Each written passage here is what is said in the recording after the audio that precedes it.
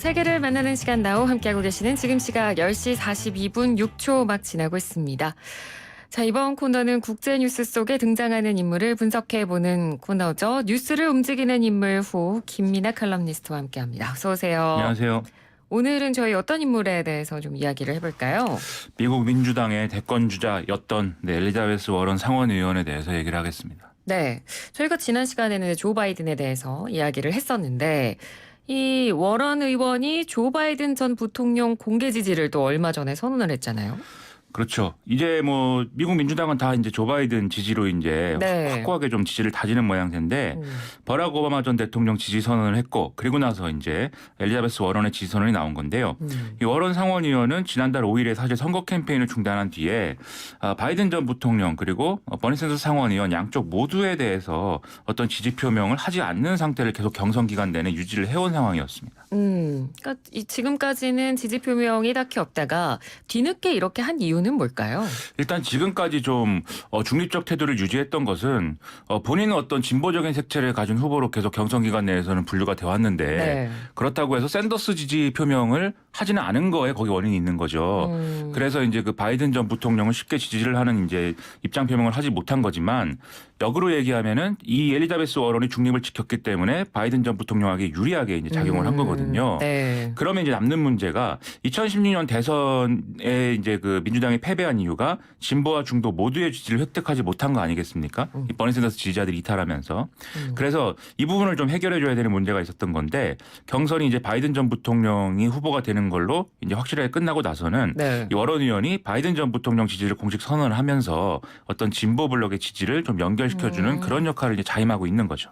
그런데 이 워런 의원이 지지를 이번에 공식적으로 표명을 했다고 해서 그 지지자들이 바이든 전 부통령을 따라가게 될지는 사실 이거는 뭐 확 단언할 수 없는 거잖아요. 그렇죠. 그렇기 때문에 지금 미국 언론들은 이 엘리자베스 워런 의원에 대해서 이 바이든 전 부통령이 러닝메이트를 제안할 것이다. 이 얘기를 하고 있습니다. 그렇지 않아도 이제 바이든 전 부통령은 여성 러닝메이트를 언급을 해왔고요. 그랬죠. 그리고 이제 워런 의원도 언론과의 인터뷰에서 러닝메이트 제안이 오면 언제든지 수락을 할 것이다. 이렇게 얘기를 했거든요.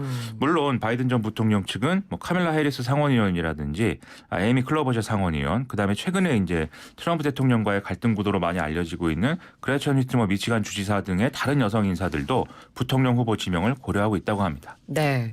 그래서 오늘 저희가 엘리자베스 워런이 어떤 인물인지 좀 알아보도록 하겠습니다. 그리고 뭐 혹시 부통령이 될지도 모르니까요. 어떤 그렇죠. 사람인가요? 1949년에 오클라호마에서 3남 1녀의 이제 막내로 태어난 사람인데요. 좀 자라는 과정에서 이 생계를 책임졌던 아버지가 심근경색으로 쓰러지는 일이 있었다고 합니다. 그래서 평생 다른 일을 해본 경험이 없던 워런의 어머니가 이제 최저임금을 받고 백화점에서 일을 했고 이걸 통해서 이제 최저임금으로 가족의 삶을 지켜내는 뭐 이런 광경을 어렸을 때부터 본 거죠. 그리고 이제 이렇게 온 가족이 생계 유지에 매달려야 되는 상황이 되니까 워런 본인도 13살 때부터 이제 친척이 운영하는 식당에서 일을 해야 했다고 했는데요. 근데 이렇게 힘들게 뭐 살았지만 공부를 아주 잘했다고 하고 특히 토론에 뛰어난 실력을 보였기 때문에 17살에 조지 워싱턴대에 장학금을 받으면서 입학을 하는 이런 또 능력을 보였다고 합니다. 근데 여기서 항상 이렇게 좀 공부를 하다가 옆길로 새면 안 되는 건데 여기서 첫사랑을 만나서 19살 때 대학을 중퇴를 하고 결혼을 했다고 하고요. 아, 그렇군요. 그리고 나서 나는 교사가 돼야겠다 이런 생각으로 좀 학비가 저렴하고 집에서 가까웠던 휴스턴 대학으로 학적을 옮겼다고 합니다. 그러니까 꿈이 교사였던 걸까요? 그렇다고 합니다. 이게 더 큰 꿈을 꿀 수도 있었을 텐데 뭐랄까요, 좀 소박한 삶을 좀 어렸을 때는 그렸던 것 같은데 대학 졸업 후에 21살 때 이제 특수학교 언어 치료사로 일하게 되면서 이런 꿈을 좀 어느 정도 이루나 했는데요. 여기서 이제 문제가 생겼습니다. 이렇게 좀 아이를 갖게 되니까 학교장이 사직 압박을 해왔다는 거거든요. 이게 사실 한국에는 오늘날도 뭐 있긴 있는 일인데 그렇죠. 1970년대 미국에도 이런 일들이 이제 비일비재한 상황이었다고 합니다. 그래서 엘리자베스 워런은 사실 이후에 육아에 전념해야겠다 이런 마음을 먹기도 했지만 당시에 또 여성 운동이 굉장히 크게 이제 유행을 했기 때문에 이 영향을 받으면서 난 다시 일하고 싶다라는 자각을 가지게 됐다는 거거든요. 그래서 결국 러트거스 대학의 로스쿨에 진학을 해서 육아와 학업을 병행하게 됐다고 합니다. 그 로스쿨에 또 진학한 걸 보면 변호사에도 어느 정도 뜻이 있었나 봐요. 그렇습니다. 약간 좀 꿈이 커진 거죠, 이제. 네. 그래서 로펌에 취직을 하려고 했는데 사실 로펌에 취직하는 과정에서도 어떤 뭐 여성에 대한 차별이라든지 이런 것들을 경험을 했다고 그러거든요. 그래서 변호사의 길도 아니다. 나는 학자의 길을 가야겠다. 이렇게 생각을 해서 이제 법학자의 길로 이제 가게 됐습니다. 그래서 뉴요크 대학교, 텍사스 대학교, 미시간 대학교 등에서 강사, 교수, 뭐 초빙 교수 이런 자격으로 강의를 했고요. 네. 이 시기에 첫째 남편하고는 이혼을 하고 같은 법학자 출신의 인물하고 재혼을 하는 등의 이제 개인사적인 어떤 변화도 이제 겪었다고 합니다. 네. 그리고 1987년부터는 펜실베니아 대학에서 정교수 자격으로 상법을 강의를 하게 됐고요. 1992년부터는 하버드 로스쿨의 상법 객원 교수 자격도 얻게 되는데 이 하버드 출신이 아닌데 이렇게 객원 교수직을 맡는 게 흔한 일이 또 아니라고 하니까 능력을 그렇군요. 상당히 인정을 받았던 거죠. 네. 이때 영향력 있는 논문과 책들을 쭉 쓰면서 유명세를 떨친 게 아마 주요했지 않았는가 이런 얘기들이 나옵니다. 네. 그 논문과 책에는 그럼 어떤 내용들이 담겨 있었나요? 특히 워런이 집중했던 주제가 개인 파산 문제인데요. 네. 1990년대에 미국의 금융산업이 발달함에 따라서 어떤 소비자 대출이라든지 신용카드 발급 이런 것들이 증가를 하면서 개인 파산도 함께 급증하게 됐다는 겁니다. 근데 엘리자베스 워런은 이 중에서도 특히 미국 중산층이 파산에 이르는 구조적 문제를 실증 연구해서 이 내용이 이제 상당히 많이 이제 화제가 됐던 건데요. 워런의 이제 생각은 이 소비자 파산의 대부분이 어떤 그 극빈층이나 뭐 이런 게 아니라 자녀가 있는 맞벌이 가정이다. 이 사실을 이제 밝혀낸 것에 있습니다. 즉 맞벌이 부부가 여유가 있는 소득으로 좀 소비 생활을 하다가 한쪽이 결혼, 임신, 출산 이런 이유들로 실직을 하게 되면 가계가 급속도로 위축을 해서 파산하는 경우가 많다. 이런 얘기인 건데요. 네. 이렇게 되는 배경에는 은행이 좀 어려운 사람들에게도 다 대출을 굉장히 광범위하게 해주면서 높은 수수료를 책정을 해서 그걸로 이제 이윤을 쌓는 이런 불합리한 제도가 있다. 그래서 이런 제도 개선을 해야 된다. 그리고 금융기관의 책임성을 강화해야 된다. 이런 이제 주장을 한 거죠. 네. 이 덕분에 워런은 이제 1997년에는 미 의회의 파산조사위원회에 고문을 지내기도 했고요. 그리고 98년에는 미국의 가장 영향력 있는 여성 법률가 50명에 선정되기도 했는데요. 근데 이 전까지 또 워런은 공화당원이었다고 하거든요. 네. 그런데 이 시기를 기점으로 해서 뭔가 이제 불평등 문제나 이런 것에 이제 좀 집중하기로 한 것인지 민주당으로 당적을 또 옮겼다고 합니다. 네. 그러니까 이 파산 문제라는 거는 특히 금융위기 상황이 되면 더 이제 뭐 개인적으로도 그렇고 국가적으로 봤을 때도 굉장히 심각한 문제로도 다가올 수밖에 없잖아요. 그렇죠. 지금 말씀드린 이제 워런의 생각이 가장 이제 대중적으로 크게 영향을 미치는 그런 계기가 됐던 게 2008년 이제 서브프라임 모기지론 사태가 이제 그 촉발하는 이제 계기가 됐습니다. 네네. 그래서 이때 빚을 갚을 수가 없는 계층에게 금융자본이 부동산을 담보로 과도한 대출을 실시한 게 문제가 됐던 거죠. 그리고 이제 금융자본은 이걸 통한 이자 비용 등으로 이윤을 크게 부풀렸던 건데 하지만 이 모든 일의 근본이 됐던 부동산 가격이 떨어지면서 금융자본의 수익이 줄어들었던 거고 그리고 뭐 파생상품이라든지 이런 걸 통한 위험 회피 방식도 문제가 겹쳐져서 결국 금융기관의 연쇄부도가 이제 일어났고 네. 이게 전체 경제에 영향을 끼치는 상황이 됐던 겁니다. 네네. 그래서 버락 오바마 전 대통령은 취임 직후에 이 문제에 대한 해결책부터 모색해야 되는 입장이었는데 그때 이제 엘리자베스 워런을 영입을 해서 대통령 특별고문 이런 직책을 주어서 행정부에 관여를 하게 했거든요.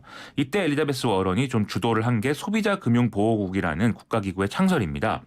그래서 2010년에 이 미국 소비자보호국의 국장으로 엘리자베스 워런이 임명이 됐는데 그런데 이 사람의 성향을 잘 알고 있는 금융자본들이 정치권에 로비를 하면서 반대의 입장을 표명하게 해서 네. 사실 또 한 달이 채 안 돼서 퇴임을 하는 그런 상황도 있었습니다. 그런데 뭐 본인은 퇴임을 하긴 했지만 정치적으로는 중요한 인물로 각인되는 계기가 이게 됐던 거고요. 결국 60세가 넘은 나이 2012년에 상원의원 선거에 출마해서 이 매사추세츠주에서 당선이 이제 됐던 거죠. 매사추세츠주에서 여성 상원이 나온 거는 이제 최초였다고 합니다. 이게 최초의 여성 상원 의원이 되면서 이게 또 이제 대선 도전 요구로까지 이어지는 그런 결과가 된 거네요.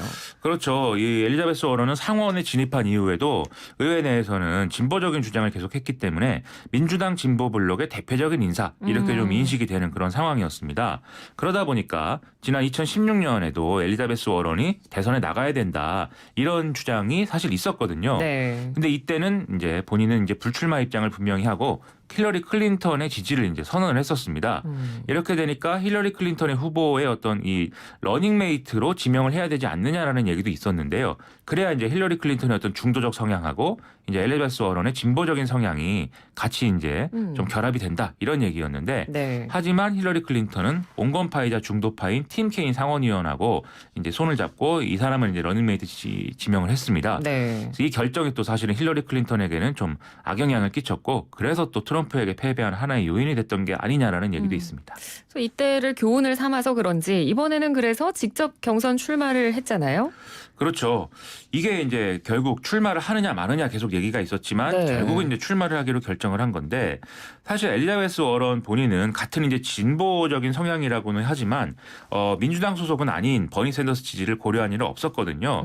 하지만 또 이 엘리자베스 워런의 어떤 정책이나 이런 입장을 보면은 결국 버니 샌더스하고 겹치는 부분이 있기 때문에 진보적인 어떤 유권자층이 양분하는 상황이 이제 이 경선 출마를 통해서 이루어졌던 겁니다. 네. 그래서 그 이후에는 이제 버니 샌더스하고 이 엘리자베스 워런하고 2위 경쟁을 하면서 서로 이제 진보적인 공약으로 경쟁을 하는 그런 구도였는데요. 그런데 버니 샌더스는 아무래도 이제 건강 문제나 이런 것들이 중간에 좀 점화가 됐었고 또 중도파인 조 바이든 부통령의 경우에는 우크라이나 스캔들이 문제가 되지 않았습니까? 네. 그러다 보니까 엘리자베스 워런이 대안론이 이제 돼서 3강 구도를 형성하는데 성공을 했었습니다. 그런데 이후에 이제 비트 부트지지라든지 에이미 클로버샤 등의 젊은 후보군들이 좀 치고 올라오면서 가장 그래도 3강 중에 약했던 엘리자베스 워런이 좀 하락하기 시작을 했는데요. 그러면서 진보적 유권자층 표가 버니 샌더스로 쏠렸고 이 결과 경선에서 중도 하차하는 데 이뤘던 것이죠. 네. 자, 그러면 이 엘리자베스 워런과 버니 샌더스 정책적인 차이는 어떤 부분이 있나요? 일단 결정적인 차이는 시장에 대한 태도 여기서 이제 근본적으로 갈린다고 볼 수가 있습니다. 네. 버니 샌더스는 스스로를 민주적 사회주의자다라고 얘기를 하는데 모든 사람의 경제적 권리 보장을 위해서는 시장 원리를 좀 거스르는 일까지도 할 수 있어야 된다 이런 얘기거든요.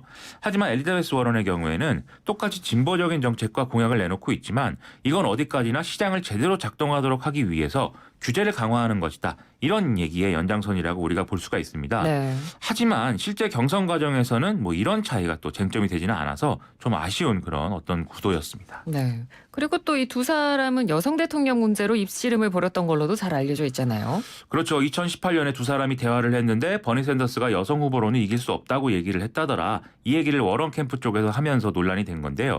이 버니 샌더스 측은 폭로에는 근거가 없다라면서 실제 버니 샌더스는 과거부터 여성 정치인들에 대한 지지를 지속적으로 밝혀왔다. 이렇게 반박을 했었습니다. 두 사람은 방송 토론회 자리에서도 이 문제에 대한 설전을 주고받았고 또 힐러리 클린턴까지 나서서 이 워런의 편을 들어주면서 버니 샌더스를 공격하는데 가세하기도 했는데요. 네. 그런데 아이러니하게도 이 논란 때문에 버니 샌더스 지지자들이 결집을 해서 정치적으로는 워런에게 좋지 않은 결과가 나왔기 때문에 참 이 부분에 있어서는 좀 아쉬움이 남는 그런 어떤 정치인이다 이렇게 볼 수가 있겠습니다. 네. 그리고 또 트럼프 대통령과도 좀 갈등이 있었는데 원주민 혈통 문제로 대립을 한 적이 있었잖아요. 그렇죠. 이게 사실 엘리자베스 워런이 처음 선거에 나갈 때 상대 후보가 제기했던 의혹이었는데 네. 하버드 로스쿨 교수로 임용될 때 본인을 백인이 아니라 원주민으로 해서 소수인종 가산점을 받은 거 아니냐라는 거였거든요. 근데 사실 확인을 해보니까 채용 당시에는 백인으로 써서 낸 건 맞는데 네. 교수 임용 이후에 이제 원주민 출신으로 재분류가 됐다더라. 이 얘기가 이제 나왔습니다. 그래서 사실 임용에는 문제가 없었지만 혈통 논란이 남아서 이제 논란이 계속 됐던 건데 네. 트럼프 대통령은 기회가 있을 때마다 이걸 가지고 워런 의원을 포카혼타스 이렇게 부르면서 계속 논쟁을 이어가는 상황이었던 거죠. 그러면 이 진짜 뭐 원주민 혈통 여부 이거에 대해서는 뭐 결과가 나온 게 있나요? 트럼프 대통령이 심지어 $100만 걸고 워런이 원주민 후손이라는 사실을 뭐 밝혀내자 이렇게 얘기를 해서 DNA 테스트에 이제 워런이 응한 적이 있는데요. 네. 이 혈통의 일부 원주민 피가 섞인 건 사실로 드러났는데 이게 좀 극히 미약한 수준이라는 어떤 얘기여서 이게 이제 논란이 계속 이어지는 그런 상황이 됐습니다. 네. 근데 앞서 말씀드렸듯이 워런 의원의 어떤 이력이라든지 정책에 굉장히 강점이 많은데 네. 이런 것들로만 지금 끝이 그러니까요. 마무리가 돼서 저는 참 여러모로 아쉽다라는 생각을 했습니다. 네, 알겠습니다. 자, 오늘은 엘리자베스 워런이라는 인물에 대해서 한번 이야기 나눠봤습니다. 말씀 잘 들었습니다. 고맙습니다. 고맙습니다. 네, 지금까지 김민아 칼럼니스트였습니다. 사장님, 우리 회사도 검진위주로